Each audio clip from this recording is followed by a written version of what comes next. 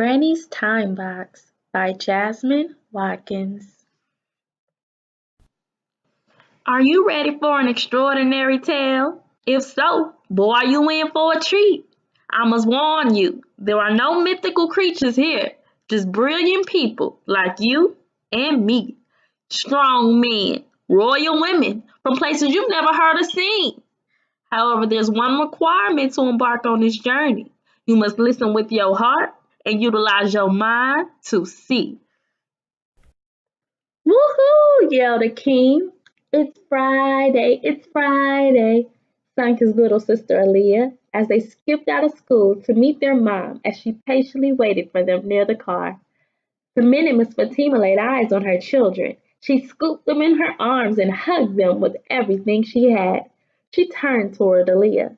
Wow, you're more beautiful than when I dropped you off, my regal princess, admiring her smooth dark skin and caressing her long cornrowed hair.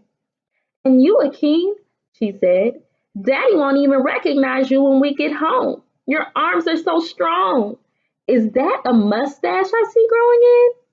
Although there wasn't a hair nor a muscle in sight, Mom's compliments made Akeem feel like the king of the world, and Aaliyah was confident of the beautiful princess she was. They departed from the school and headed to their next destination. Before Miss Fatima drove off, she looked toward the back seat at her children with a childlike grin. Can anyone guess where we're? Granny's house! Roared Akeem and Aaliyah.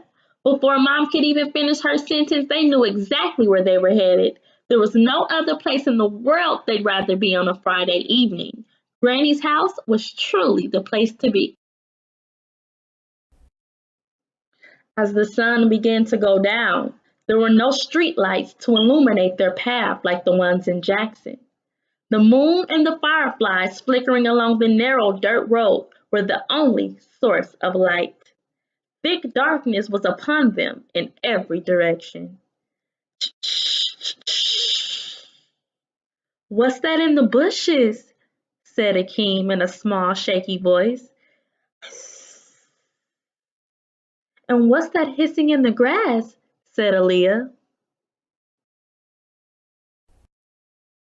Oh, stop it, said Miss Fatima with a slight chuckle. Mommy was raised right in the heart of these Mississippi woods, and there's no safer place to be. That hissing you heard was none other than the eastern diamondback rattlesnake, the largest venomous snake in North America. Akeem and Aaliyah gasped in astonishment. See, here in the country, we understand that humans have nothing to worry about in the wild as long as we respect the animals and their habitat. Plus, without these snakes, animals like mice would eat up all the crops, and people like Granny would have no food to eat, said Miss Fatima. Akeem and Aaliyah were amazed by Mom's bravery and respect for nature. She continued to teach them awesome things about the forest, and before they knew it, they were at Granny's house in no time. When they pulled up to Granny's house, she was already waiting for them outside with a basket full of their favorite treats. How'd you know we were here, Granny? Said Aaliyah, after kneeling down and kissing Granny's strong, wrinkled hand. Baby, Granny can feel your beautiful spirit long before you arrived. And no one can come through this forest without nature giving me a warning. What you think that snake was hissing about back there? Now come on in. Granny has a big surprise for you two. They followed Granny into the dimly lit house. The wooden floors creaked as they walked across them, making a loud rhythmic sound. Granny grabbed an old black box off of her bookcase, then plopped down in her rocking chair. Akeem and Aaliyah sat at her feet with a curious stare, wondering what in the world would happen next. Granny threw her arms up fast and high, with the old black box reaching up toward the sky. The children looked upon their grandmother with shock and amazement, for they weren't used to Granny providing such peculiar entertainment. Granny began to rock from side to side, with the old black box swaying from left to right. Then she began to speak with all of her might. Great ones from the past, come tell your story, that all may know your pride and glory. Great ones from the past, come shine your light, that all may know your struggle and plight. The box began to rumble like a washing machine, getting ready to explode. Then out came Bo Diddley, the originator of rock and roll.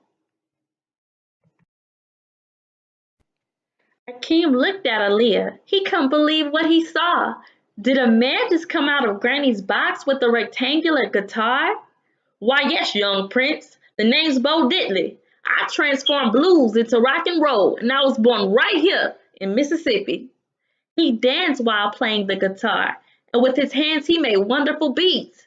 Granny smiled at the man and waved her hands, and back in the box he leaps. Again, Granny began to slowly sway from left to right, with her hands in the air and the old box held high.